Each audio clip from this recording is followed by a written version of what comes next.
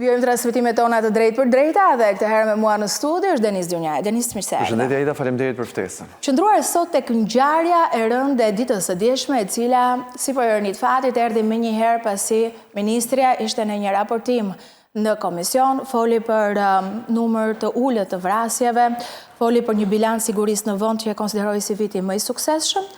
Ndërkohë, në një nga zonat strategjike, aeroporti, ku presupozohet që siguria është në nivelet më të larta, shpjeguan këtë dhe kolegët tanë, të cilët e ndjekin nga afër edhe sfertët e sigurisë, ndodhi vrasja me një viktim dhe një të plagosur rënd i cili lufton me jetën dhe sot punonjës i AMP-s. Ka sot si reagim vetëm një njoftim të AMP-s, por as drejtori i përgjithshëm policisë, as ministria nuk ka një komunikim, një njoftim për ato se çfarë ndodhi ose masa që po merren, se në çfarë faze janë hetimet, si po punohet.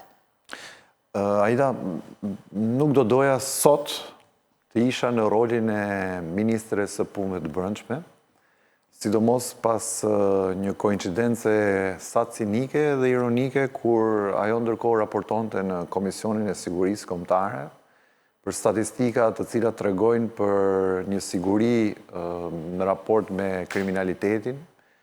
Dhe këto lloj statistikash nuk është se janë referencë për herë të parë, por janë një mod në mënyrën se si, po them, ballafaqohet fakti kriminal me të dhënat dhe perceptimi publik me statistikat. Që do të thotë, nuk është numër matematikor, thjesht një numër matematikor vrasja e një personi ose jeta e një personi. Pra ne, në qoftë se para 10 vjetësh mund kemi pas, le të themi, 50 vrasje në vit. Sot kemi 48, pra kemi 2 vrasje më pak. Mua më duket se kjo është shumë ironike që ne ta konsiderojmë si një rënje të kriminalitetit apo siguri më të madhe për njerëzit. Mund të jetë vetëm një vrasje, por mënyra se si ajo ndodh, vendi ku ajo vrasje kryhet, pasojat që ajo ndjell ose sjell, janë më të rënda se ndoshta edhe 100 ngjarje tjera kriminale. Pra, nuk është statistik gjithçka, sidomos kur flitet për jetën e personit apo sigurinë publike. Në këtë kuptim, nuk do doja të isha ose do doja ta përkrahja ose t'i dilja në krah ministres, por nuk më lejojnë faktet. Dhe fakti është shumë tronditës. Në zonën më të rëndësishme, strategjike që ka sot Shqipëria, aeroporti i vetëm ndërkombëtar. Mendoni për një çast. Aty ka agent të antiterrorit, ka polici private, ka shërbim informativ shtetëror. Pra, një perimetër sigurie... Ishin 6 institucione sigurie... Aq optimal sa ç'është, pra është një perimetër sigurie që presupozohet mos lëvizi asgjë jashtë kontrollit, ndodh kjo lloj sfide në një mënyrë, unë do thoja, vetë policia, vetë grupet operacionale të policisë kanë përshtypjen se në ushtrimet e tyre të veprimit në aksion nuk e realizojnë dot aq perfekt sa çka realizuar ky grup dje këtë krim, këtë atentat. Pra vetë policia është e paaft realizoi, nëse në një akt supozues, të realizoi këtë ndërhyrje kaq precize dhe kaq të mirë organizuar në detaje. Them këtë sepse në fakt dua ta lidh edhe me mënyrën se si kryeministri, se kjo buron në fakt nga mendësia që kryeministri i ka deleguar gjithë zinxhirit poshtë në varësinë e tij për çështjet e rendit dhe të sigurisë. Kur kryeministri del dhe thot publikisht le të han kokat me njëri tjetrin, atëherë e gjithë gjëja kalon në statistikë. Pra, policia bëhet thjesht një grumbulluese të dhënash, ngjarjesh, dhe nuk është fare në territor për të parandaluar. Pra nuk ekziston kjo gjë. Faktet na tregojnë kush do vret ku do, si do dhe këdo. Në çdo moment. Është rasti konkret. Pra në zonën më, një kriminal ose një njeri i cili mendon për të bërë një krim, vetëm aeroportin do ta përjashtonte për shkak të ekspozimit që ka nga perimetri i sigurisë. Tani në aeroport vetëm terroristët kemi parë neve që eksakt. Pra, po terroristët marrin parasysh ose të paktën ata lloj terroristësh që ne kemi parasysh janë terroristë të cilët kanë background fetar, kryesisht të ekstremit musliman ose islam që marrin këto akte terroriste. Se nuk është se kemi parë ngjarje të tjera dhe këto janë me numër të kufizuar të kësaj që janë ngjarje me nivel botror, me efekt botror. Por në këtë mënyrë se si ka ndodhur, pra 4 automatik janë gjetur në makinën e djegur. Kjo do të thotë që grupi ka qenë i strukturuar mirë, kemi patur me grup profesionistësh të mirë, janë marrë në detaje që të sigurojnë që shenjestra mos shpëtoj. Pra janë siguruar mirë në dhënat paraprake që kemi që shenjestra mos shpëtoj.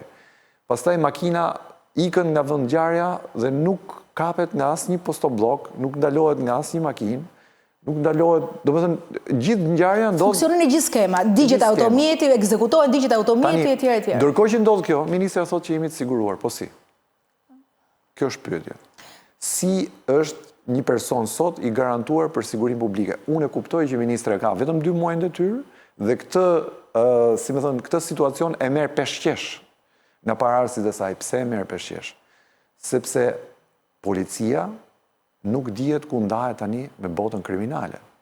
Nuk është rasti i parë që e para i uroj shërim të shpejt personit i cili po përballet me vdekje në kuptimin e rrethanave kritike që ka për shkak të punëve që ka marrë.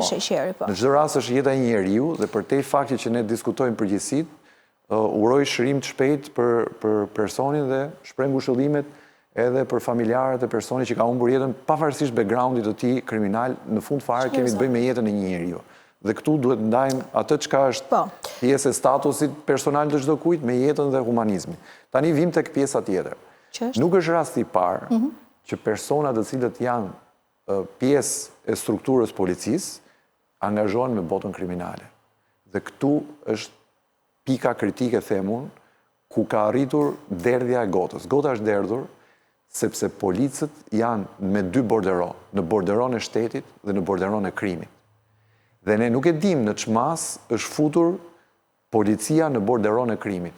Por sado e vogël të jetë kjo mas, është aq komprometuese sa e bën pjesë gjithë strukturën e policisë. Ndërkohë që bën pjesë gjithë strukturën e policisë, demotivon një policë të ndershëm. Se thot ai i ndershëm, po unë për çfarë sakrifikoj? Për çfarë punoj? Ka standarde, ka nga ata që marrin shumë pak para, ka nga ata se rasti konkret që janë edhe pronar hoteli. Dhe më ke ngritur një top, që unë do ta ngrija si temë sepse gjithë pjesa tjetër se si ndodhi krimi, se çfarë armësh u përdorën, unë nuk dua të merrem me këtë, nuk jam këtu për ekspertizë ligjore apo ekspertizë armësh, me fjalë. Unë jam për diçka tjetër. Vettingu në polici nuk ndodhi. Dhe pse nuk ndodhi? Sepse u nis dhe u kuptua që po të bëj vettingu real, do binte gjithë kupola e policisë dhe shumë një pjesë e madhe e policisë shtetit implikohet në korrupsion të madh sepse kanë pasuri që i kanë vendosur o me korrupsion o në marrëveshje me krimin. Po të bëhet verifikimi pasurisë së policëve, policët janë me vila 3 kaçe, 2 kaçe. Policët qarkullojnë me Range Rovera, me makinat shtrejta luksoze nga 80.000 nga 100.000 euro. Ka një hotel në zemër të Tiranës. Po nuk është ky rasti i vetëm. Prandaj po të bëhet vettingu i policisë, që nga krerët e lartë dhe po të veshre drejtues policie qarkullojnë po të njëjtët, thjesht ndrohen komisariatet. Nuk u bë kurrë vettingu i policisë, dhe s'mund bëj vetting policia për veten e saj, duhet bëj një strukturë e pavarur vettingun e policisë nëse duan një vetting vërtet. Dhe këtu fillon pastërtia, këtu fillon integriteti dhe këtu fillon dhe lufta pastaj kundër krimit. Po nëse kemi policë, dhe nuk janë policë do si do, janë policë të strukturave operacionale, pra të strukturave që kanë informacion direkt për operacionet që kryen në teren. Dhe këta informojnë grupet kriminale, këtu çdo gjë është e komprometuar. Dhe këtu është e komprometuar pastaj edhe jeta e policit që është i ndershëm. Sepse kolegu i tij në krah ka shit informacionin e kolegut që shkon në aksion. Apo jo? Dekonspiruar. Dekonspirim total.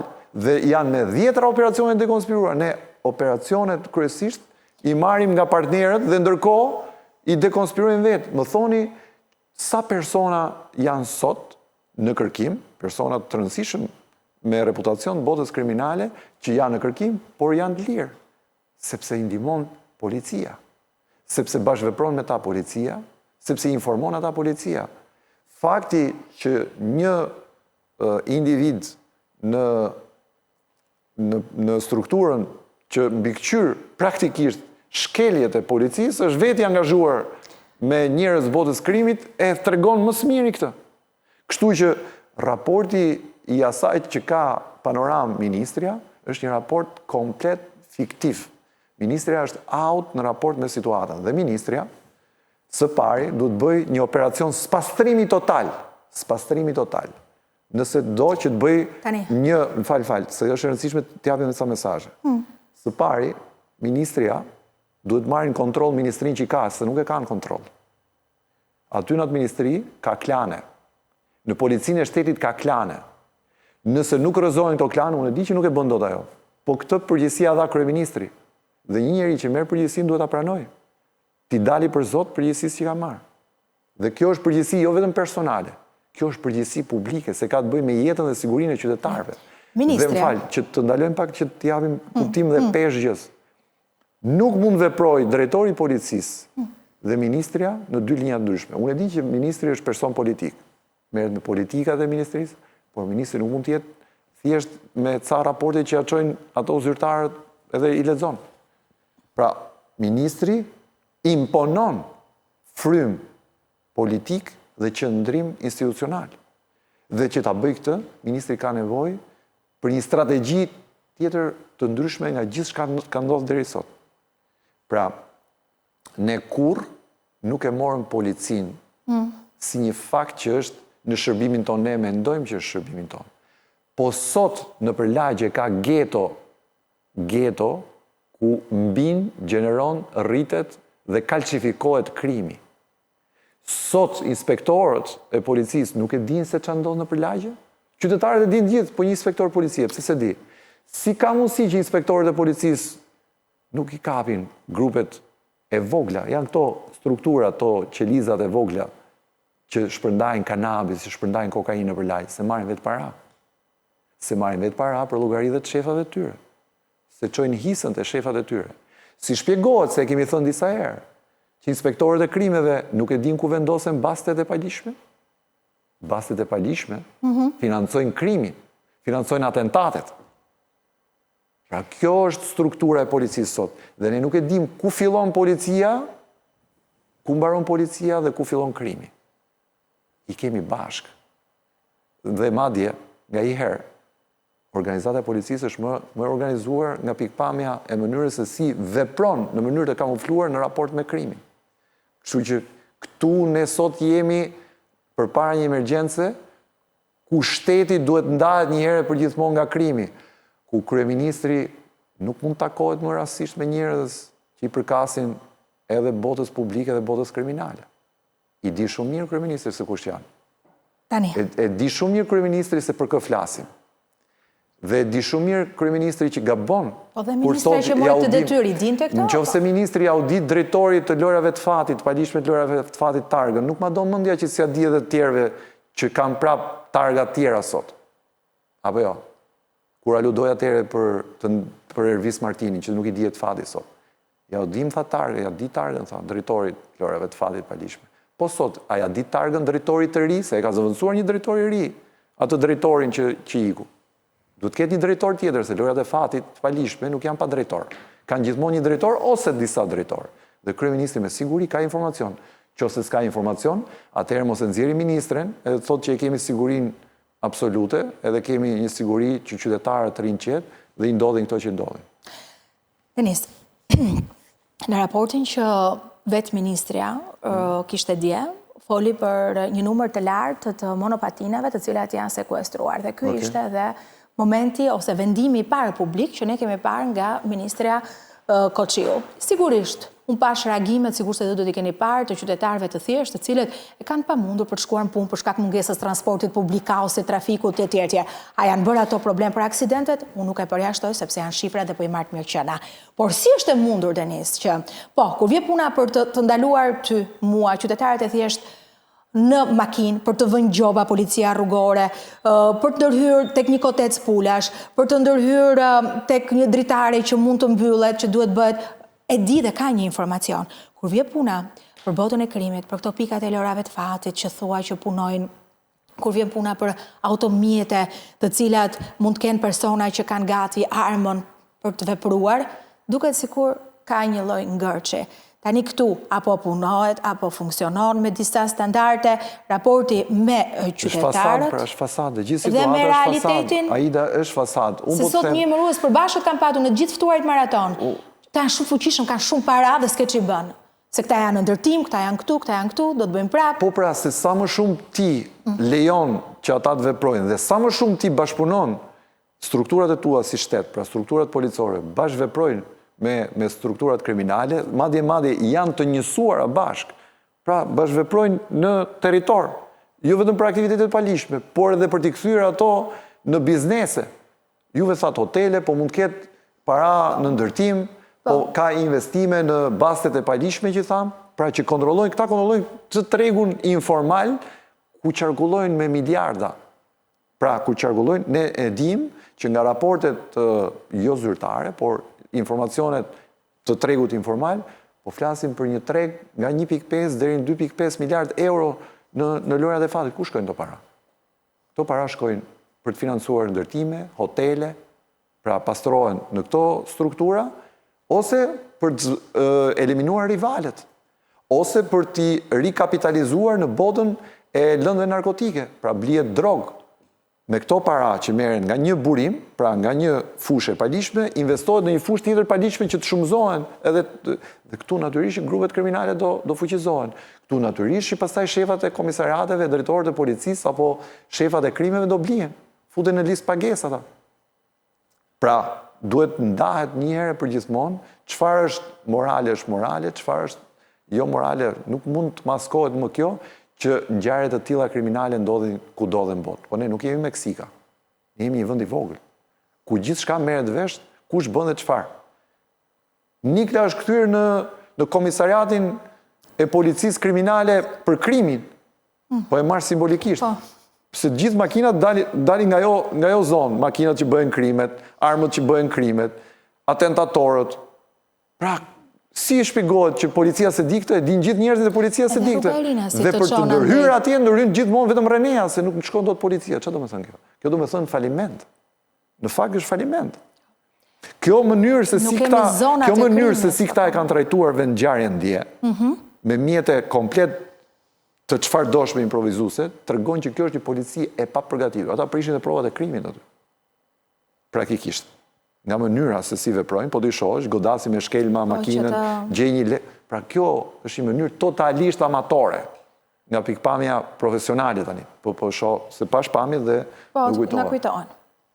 Pra, ne kemi një strukturë ku njerëz të cilët për arsye politike shërbejnë, sepse nuk kanë asnjë mënyrë tjetër për të ekzistuar në Shqipëri, pra këta njerëz nuk kanë mbaruar shkollë të lartë, nuk kanë as profesion, atëherë këta ofrohen politikisht, atashohen me një subjekt politik, që kryesisht atashohen me pushtetin, dhe pastaj infiltrojnë ku? Në polici kriminale, në IKMT, në strukturat tjera, OSHE-ra, gjëra. Dhe aty, këta kthehen pastaj në problem, sepse këta do mbjetojnë me aferat pista, nuk mund të mbjetojnë me punë, se s'din të bëjnë një punë zyre këta, nuk kanë kualifikim për punë tjera. Atëherë, këta janë baza për korupcion dhe aktivitet kriminal. Ministre, për herë të parë femër tek punët e brendshme, është një barë kjo, se çfarë ndodhi? Po sigurisht, atë nuk e zgjodhi Albana Koçiu. Pra këtë sfidë nuk e zgjodhi Albana Koçiu, e zgjodhi Rama që çoi Albana Koçiun aty. Dhe për te faktit, unë them që barra që ka sot kjo ministre, barra që ka kjo ministre sot, është barë që ajo është ndodhur para faktit, duhet të themi jo, po të themi jo, i ke thënë Zotit jo, i bie që të kesh problem me Zotin. Zoti është kryeministri, se Zoti është kryeministri në një kuptim metaforik për këta të gjithë. Pra Zoti i shkarkon këta, i vendos, i emëron. Tani, përballë post, se ke thënë një po, duhet ndërmarrë sa veprime, të bësh një staf të fortë njërë, një staf njerëzish me tru. Ata që janë aty janë myk të gjithë. Ata që janë aty, nga fakti, nuk është se unë nuk kam marrë në provim dijet e tyre, as integritetin e tyre. Mua më flet realiteti Aida. Që ata bëjnë veting, pastaj se bëjnë veting, që vinë përgjime dhe dalin se kanë dekonspiruar shokët, që pastaj katapultohen në AMP si rasti konkret. Ja të them diçka tjetër. A mendon ti, bëjmë një pyetje retorike, a mendon ti që kjo policia është kaq shumë e pastër, është kaq shumë e kthjellët sa që nuk ka asnjë person që shkon për ndjekje penale.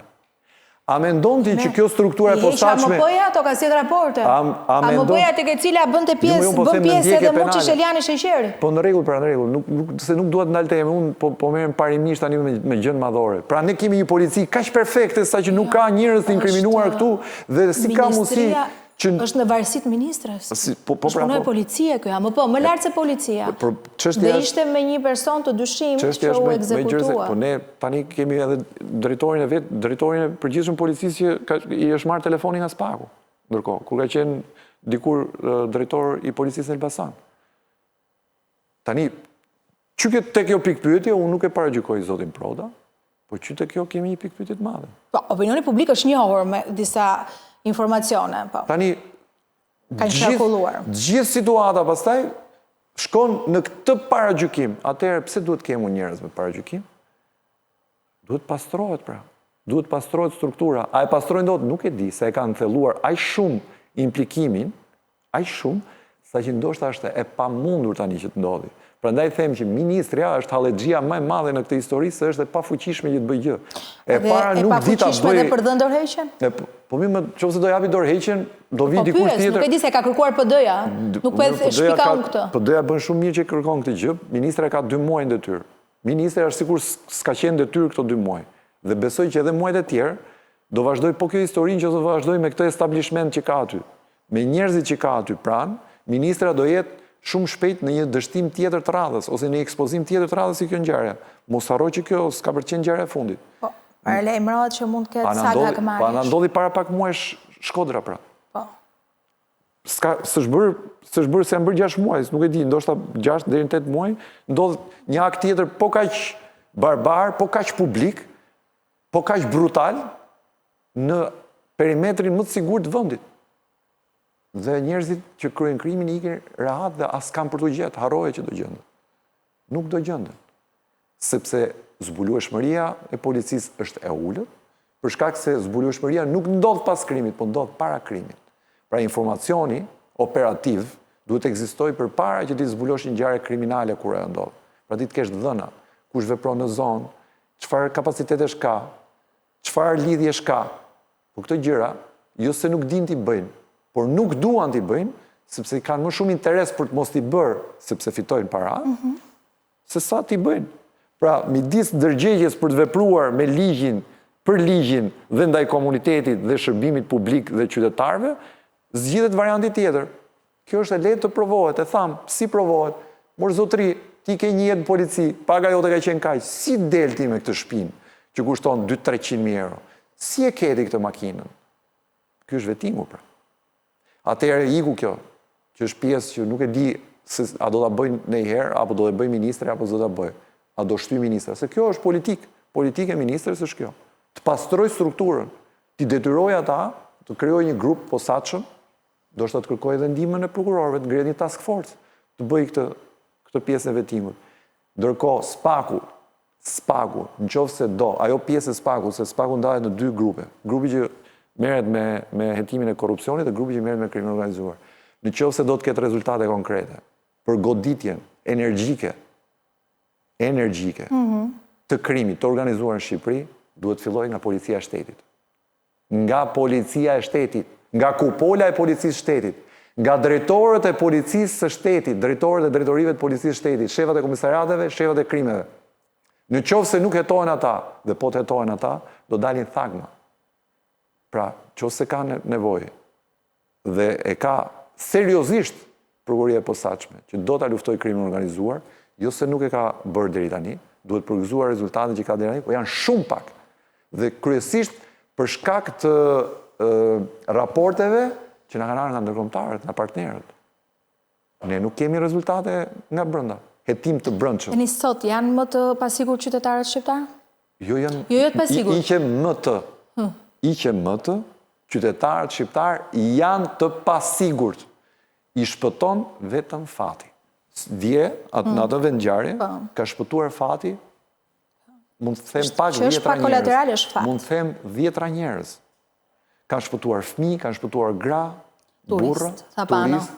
Pra, imagjino që ka 10 vjet kryeministri që promovon turizmin dhe vetëm me një kronik të tillë, nëse do dilte në rrjetet ndërkombëtare, se është në fakt për një kronik për rrjetet ndërkombëtare, të vritet në një vend ku aeroporti ndërkombëtar nuk është thjesht aeroport civil, po në kushte sigurie, si vend antar i NATO dhe i kthehet në aeroport ushtarak. Pra në aeroportin e vetëm strategjik, ndërkombëtar dhe ushtarak gjithashtu për interesat NATO-s, ndodh një ngjarje kriminale, po sigurisht ishin terroristë ata. Pra nëse janë terroristë, ata mund të kryejnë aty kalon një personalitet që mund të jetë zyrtar i lartë i Shqipërisë ose zyrtar të lartë të huaj dhe mund t'i bëjë atentat në rahat. Apo jo?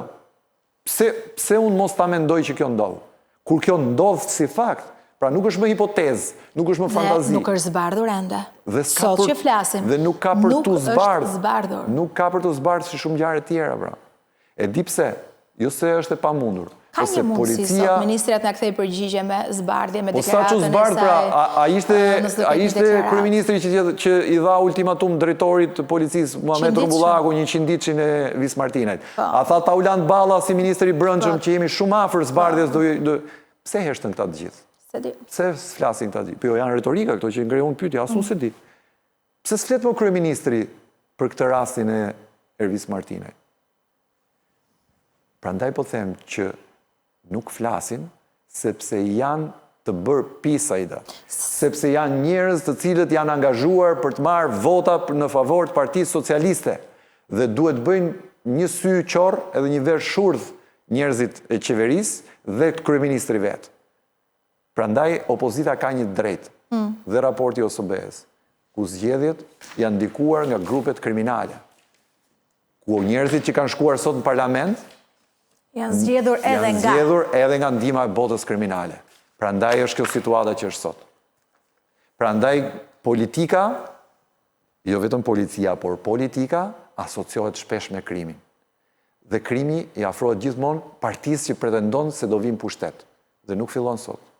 Kjo mënyrë, kjo mendësi ka vite që është strukturuar në Shqipëri. Grupet kriminale nuk kanë ngjyrë politike, por kanë interes politik. Ato kthehen me partinë që është në pushtet. Dhe sot partia që është në pushtet kontrollon të gjithë botën kriminale. Të gjithë botën kriminale. Të gjitha grupet kryesore kriminale kanë lidhje direkte ose indirekte nëpërmjet njerëzve të cilët mbajnë ndërlidhje me kryeministrin vet. Dhe kryeministri s'mund i shmanget asaj përgjegjësie. Nuk është çështja e Albana Koçiut, është çështja e Edi Ramës. Kjo nuk është më çështja e një gruaje, as një ministre. Ajo është një ministre që është e ikur, që kur është vënë, se i kanë vënë një përgjegjësi të cila nuk e përballon dot. Po çfarë pengon të dalin nga rreshti Edi Ramës, po them unë? Kjo është përgjegjësi personale, më kjo është zgjedhje e ministres. Unë nuk jam në stafin e saj të afërt që i them duhet bësh të veprim. Tham që e morën e vunë aty dhe s'di se çka ndodh, po tani ajo e dinte çfarë priste. E dinte çfarë priste se tha, unë do merrem me çështje të shërbimit civil në policinë e shtetit. Pra, që ishin këto çështjet e regjistrat, pra e dinte shumë mirë se ku po shkon. Çështja është më thellë se sa një ministre dhe se sa një drejtor policie. Çështja është tek filozofia e kryeministrit. Pra kryeministri pranon botën e krimit si normalitet. Kryeministri thot që këta le të vrasin njëri tjetrin, sikur ky shtet nuk ka përgjegjësi për qytetarët e tij. Edhe për ata që janë të ndershëm dhe ata që janë të pandershëm, se ligji mbron edhe ata që janë të pandershëm ndaj njëri tjetrit. Se ndryshe jemi në xhungël pastaj, të heqim dhe ligjet, edhe të ekzistojë kush është më i forti. Ne jemi në Republikën e Ligjit, nëse pretendojmë që kemi një republikë që funksionon në norma shtetërore dhe demokratike.